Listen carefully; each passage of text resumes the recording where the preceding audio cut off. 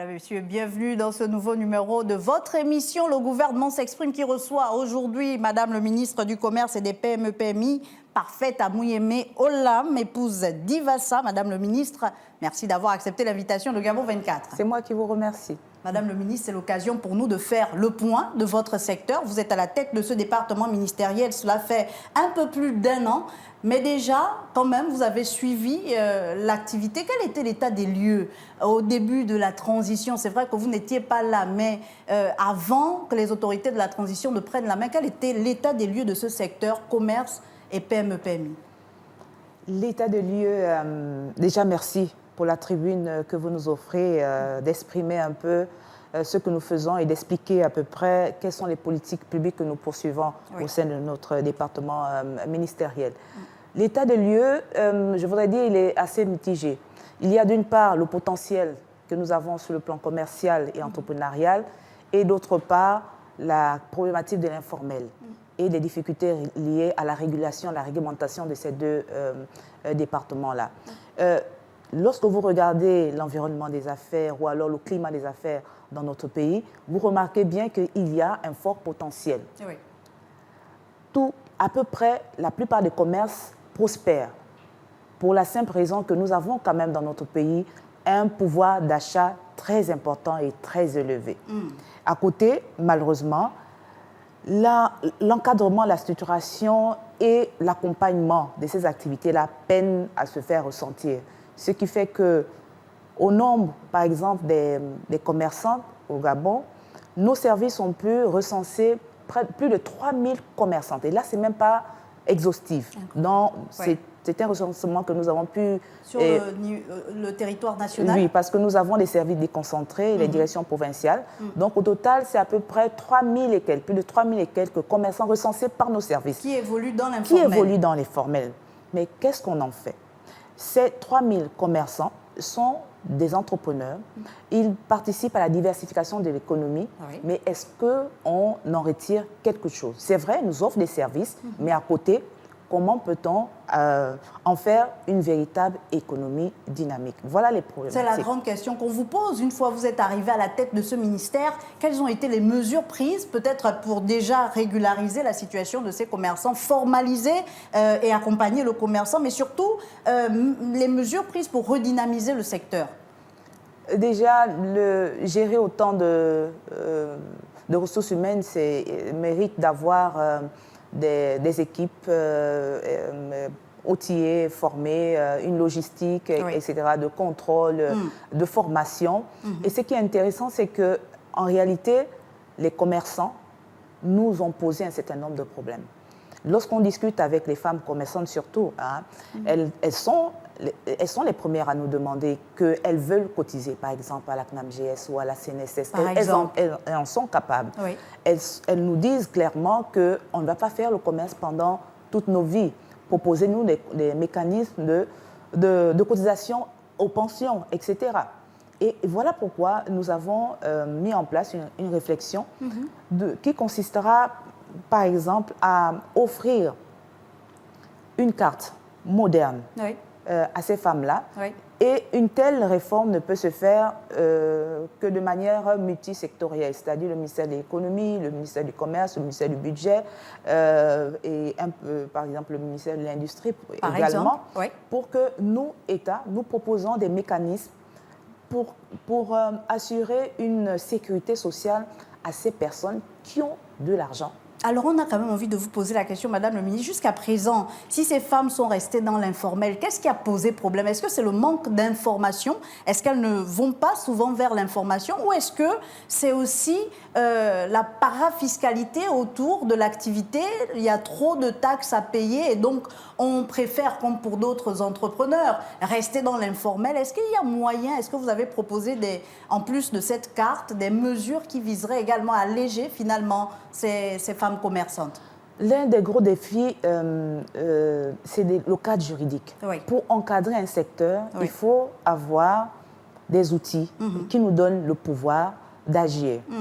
À ce niveau, par exemple, au ministère du Commerce, nous avons récemment défendu la loi portant réglementation de l'activité commerciale en République gabonaise. Très bien. Peut-être nous édifier aussi sur les principaux axes de cette loi que vous portez. On sait que c'est encore au niveau du Parlement. Exactement. Voilà. Et à quoi s'attendre? Comment cette loi va venir encadrer le secteur finalement?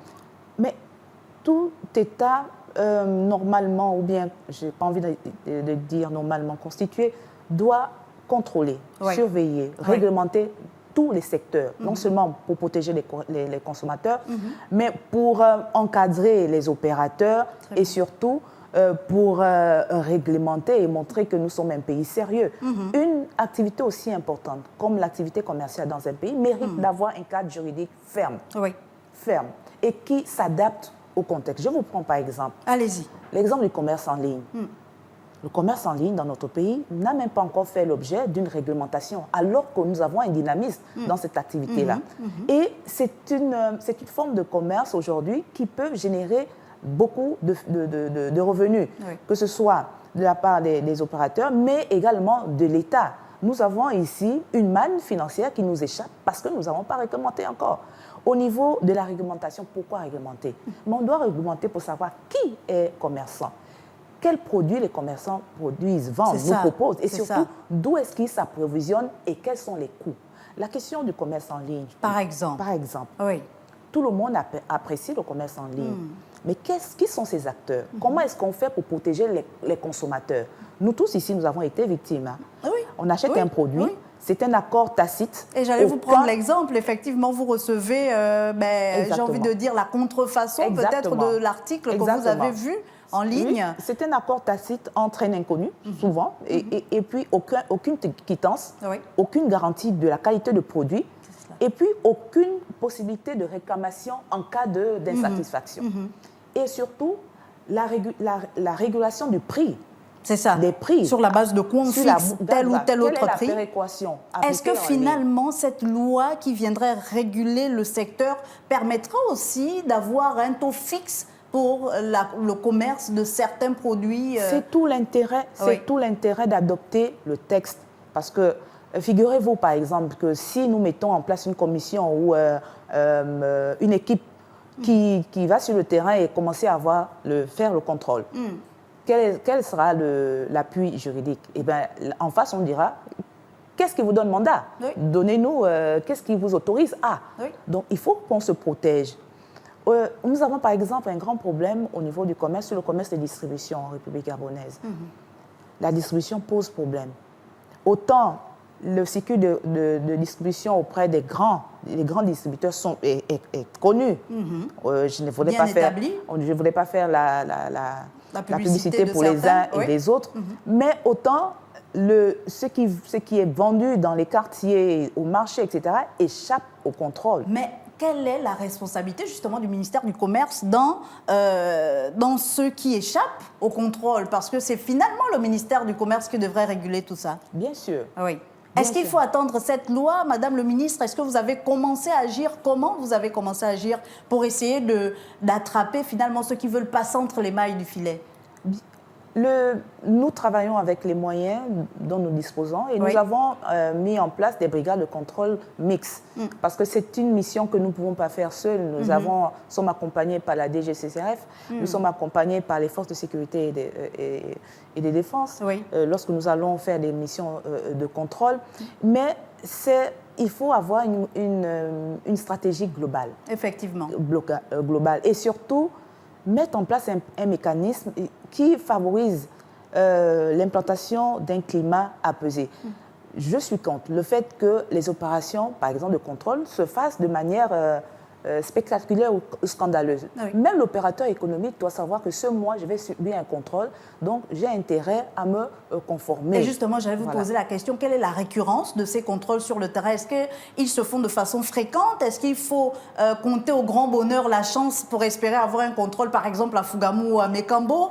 Est-ce que il se concentre seulement au niveau de la capitale? Parce que quand on parle d'encadrer le secteur, c'est sur l'échelle nationale. Bien sûr. Nous avons les services déconcentrés, la direction l'Association provinciale du commerce que l'on retrouve dans chaque province. À côté de cela, les contrôles ne sont pas les seules missions que nous avons, que nous portons au niveau du commerce. Il y a toutes les questions de politique en matière commerciale, les questions de régulation de l'activité commerciale. Le contrôle, en réalité, n'est que l'étape, je peux dire, finale. Ou alors, voilà, ce n'est pas la mission première. Mais comme nous avons des acteurs qui exercent, il faut aller contrôler. Est-ce qu'ils sont à jour? Est-ce qu'ils ont des agréments à jour? Est-ce que les produits sont de qualité? Est-ce qu'ils s'approvisionnent au bon endroit? Etc. etc. Est-ce qu'ils respectent les prix homologués? Voilà un peu les missions. Et puis, est-ce qu'ils respectent la réglementation en vigueur? Voilà un peu. Mais il faut reconnaître que nous disposons des moyens très, très rudimentaires.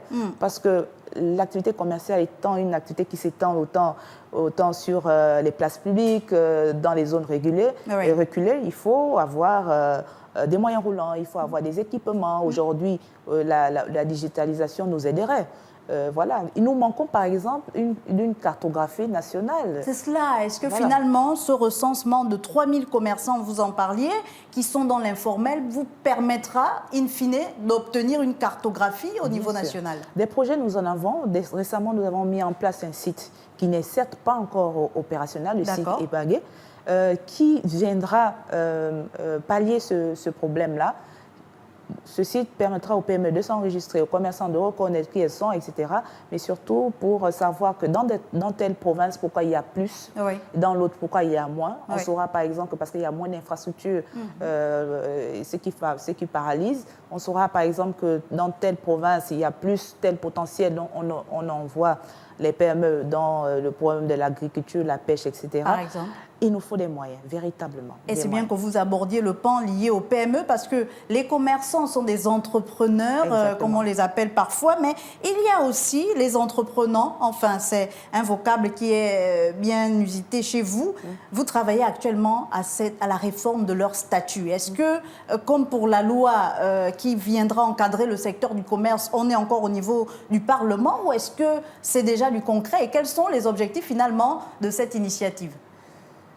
Je peux vous assurer que ce soit du domaine du commerce ou de l'entrepreneuriat, notre pays avait déjà mis en place des mécanismes. Très bien. Donc, on n'est pas dernier de la classe, quand même. Du tout. Au contraire, on a même eu des modèles. On a même des modèles de réussite. Ce que nous déplorons également, c'est l'autoflagellation que nous faisons lorsqu'on parle d'entrepreneurs au Gabon, alors qu'on a des success stories qui mériteraient d'être mises en avant. Et je prends personnellement, au nom de notre ministère, à charge ce manque de communication, aussi de visibilité de ces entrepreneurs-là, parce qu'il y en a de meilleurs. En ce qui concerne les PME, beaucoup de difficultés aussi, beaucoup. Les difficultés sont liées aux difficultés d'accès au financement. C'est cela, c'est cela. Pour plusieurs raisons, parce que les banques ont des taux d'intérêt très, très importants. Très importants. Vous, à votre niveau, qu'est-ce que vous faites pour aider ces entrepreneurs-là, pour faciliter l'accès? Aujourd'hui, on a la BCEG qui est un bel outil.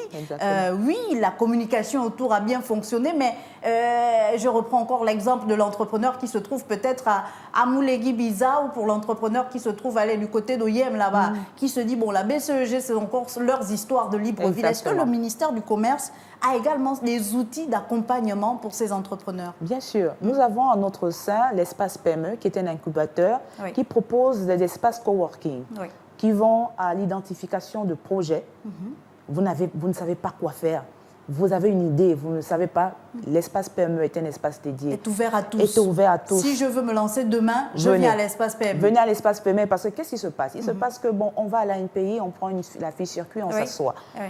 Mais tout ce qui est formation, culture, information sur l'entrepreneuriat, on se dit, on se lance seul. En réalité, c'est une erreur. Il faut avoir un cadre, il faut se former. Il faut se former. Nos PME manquent beaucoup, pour la plupart, beaucoup de maîtrise. Par exemple, élaborer un business plan, beaucoup l'ignorent comment on le fait.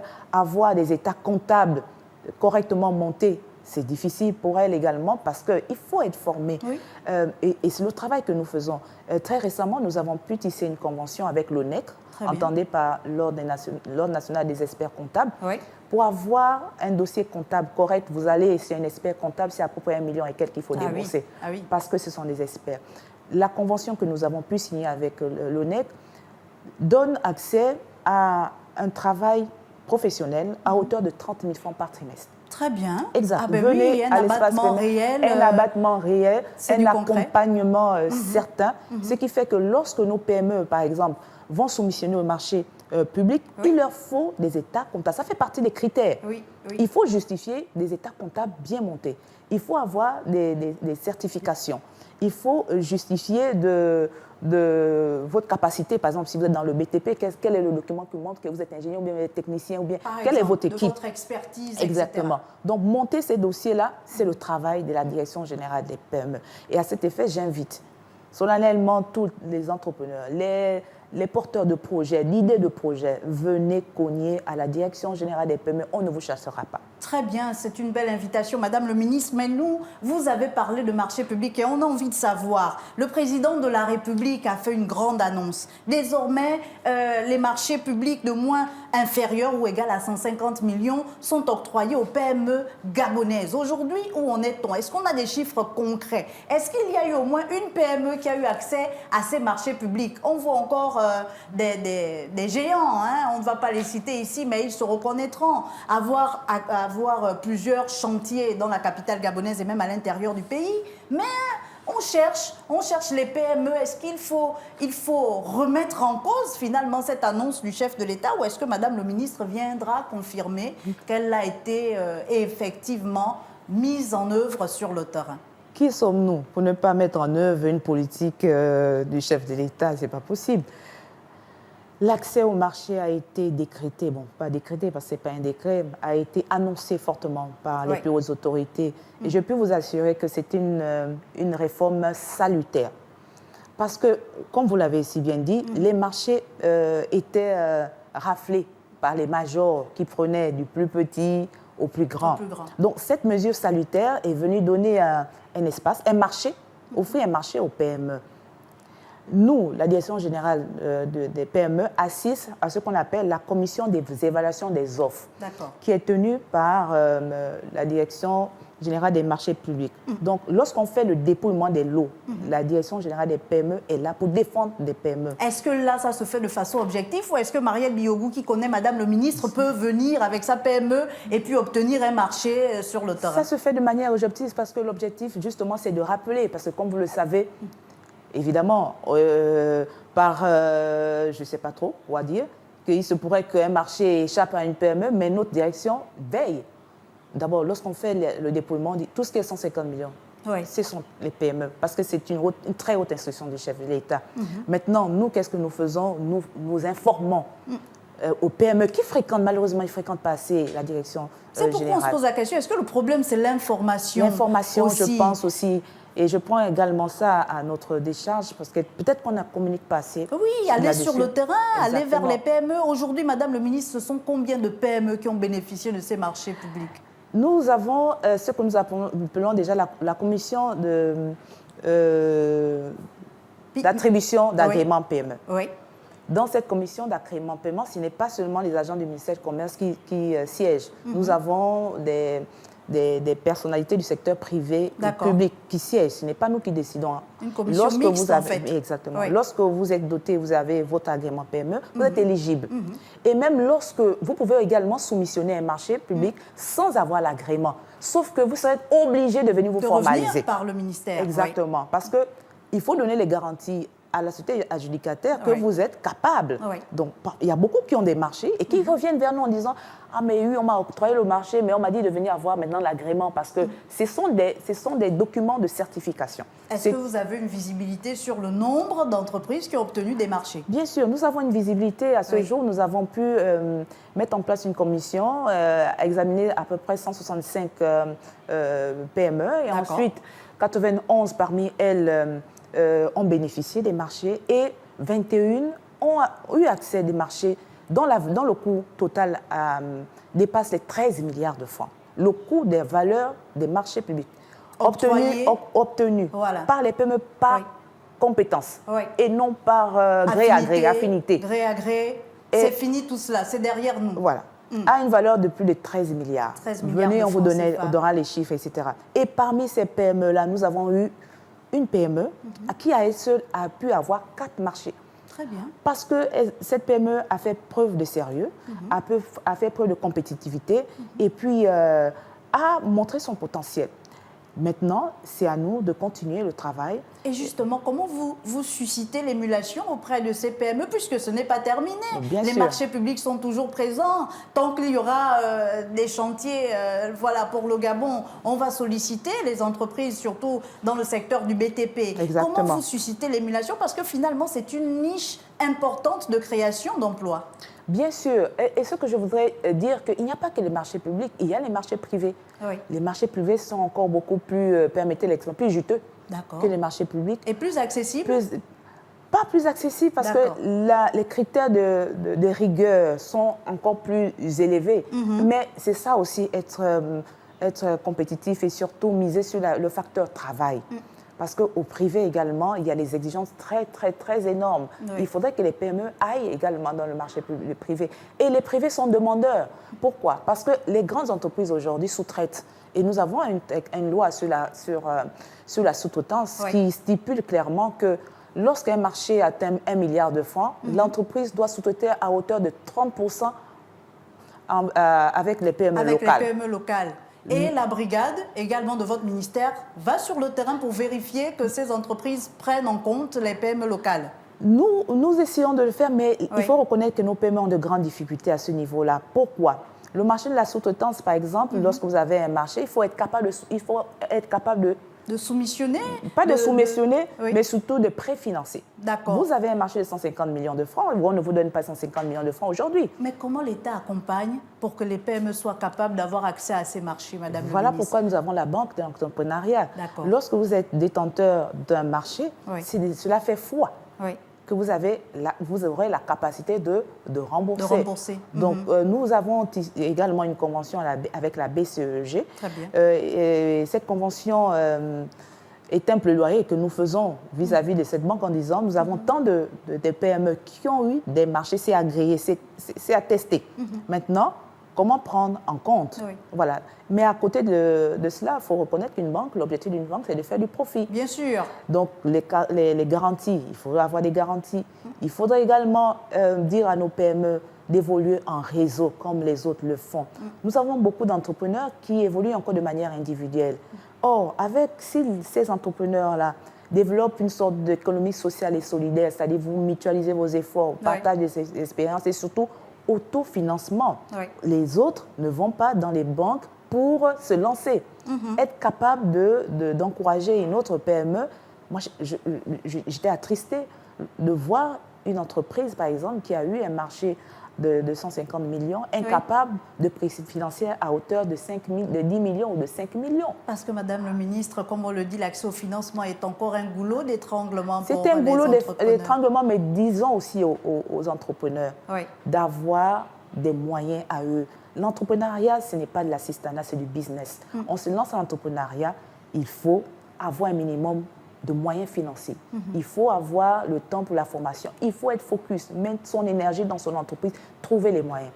Vous voyez, les modèles entrepreneuriaux qui marchent, ils vous diront, j'avais un projet, je n'avais pas d'argent, mais j'ai d'abord travaillé comme manœuvre quelque part pour avoir un peu d'argent et financer. Mais c'est ce vers quoi nos entrepreneurs... C'est cette culture, finalement, cette mentalité qui manque encore aux Gabonais. L'État ne peut pas tout faire. Le secteur entrepreneurial ne peut pas être développé par l'État. Ce n'est pas possible. Le gouvernement, les politiques publiques, nous faisons la conception, nous mettons à disposition certains fonds et nous trouvons les bailleurs de fonds pour accompagner. Et l'entrepreneur qui sollicite doit avoir des moyens. Entre vous et moi, si je veux me lancer dans un domaine, etc., je dois d'abord compter sur moi-même. Je dois d'abord avoir un petit fonds. Je dois aller voir comment ça fonctionne. Je dois aller m'instruire. et comprendre l'environnement. Oui. Il y a des niches, il y a encore des secteurs de l'entrepreneuriat qui ne sont pas occupés. Pourquoi est-ce que tout le monde va dans le BTP? Il y a de réelles opportunités. Pourquoi est-ce que tout le monde va dans le BTP alors que le secteur agricole demande des entrepreneurs? Pourquoi? Peut-être, comme on disait, l'information n'est pas encore accessible. L'information, les entrepreneurs cherchent encore l'information. Madame le ministre, 26 minutes, ça passe vite. Exact. On a envie de vous poser la question sur les perspectives de votre département ministériel pour conclure également avec vous, parce qu'on voit que la question de l'entrepreneuriat vous passionne tout aussi, comme si vous aviez également une âme d'entrepreneur, mais qui sait, peut-être Oui. dans une autre vie. Exactement. Madame le ministre, pour conclure, qu'est-ce qu'on retient de votre département ministériel? Quelles sont les perspectives à envisager à court, moyen et long terme?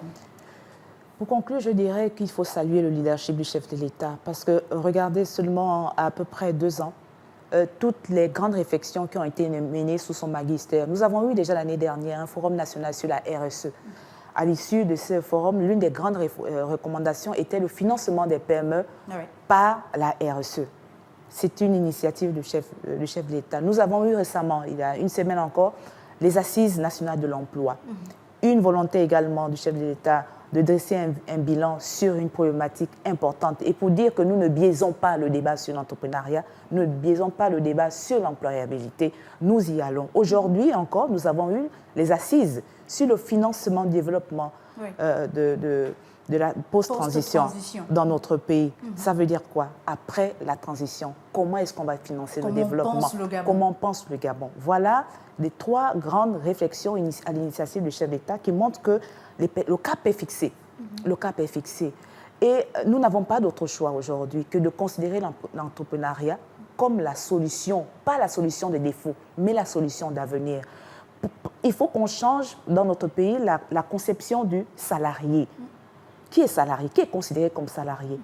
Le fonctionnaire est considéré comme salarié. L'agent du privé est considéré comme salarié. Mais la commerçante, l'artisan, le menuisier, l'électricien, l'esthéticienne, tout ce que vous voyez est considéré comme chômeur. Alors que ces personnes-là peuvent avoir un salaire. Ils ont des salaires. On a des grosses initiatives, on ne l'a pas cité, mais Taxi Gab et finalement montre la voie que, effectivement, par l'entrepreneuriat, on peut réussir. Donc, nous devons changer notre conception du salarié. Donc, lorsqu'on dit même que le chômage atteint les proportions effarantes dans notre pays, c'est parce que tout ce stock-là, permettez-moi, je suis ministre du Commerce, on gère les stocks, tous ces stocks-là se considèrent comme non-salariés, comme chômeurs, comme des personnes qui ne participent pas à la diversification de l'économie. Nous devons changer de paradigme et c'est ce vers quoi le chef de l'État nous invite à y aller tous. Le changement de paradigme, c'est sur cette phrase de parfaite Amouyeme Olam, épouse d'Ivassa, Madame le ministre du Commerce, des petites et moyennes entreprises et des petites et moyennes industries. Merci beaucoup d'être passé sur ce plateau de Gabon 24. Ce fut un plaisir en tout cas de vous avoir et de faire le point avec vous de votre secteur qui est en pleine émulation. On sent qu'il y a beaucoup de choses à faire et qui sont en train d'être faites et on espère vous avoir encore très prochainement, pourquoi pas sur ce plateau, peut-être dans un autre, une autre plateforme, une autre émission, pour parler peut-être d'une question précise. On verra comment l'avenir se présentera. Merci encore. C'est moi qui vous remercie. Et merci à vous, chers téléspectateurs, d'avoir été des nôtres. J'ai été ravie de vous entretenir sur le commerce, les PME et PMI. Et je vous dis à très vite sur Gabon 24.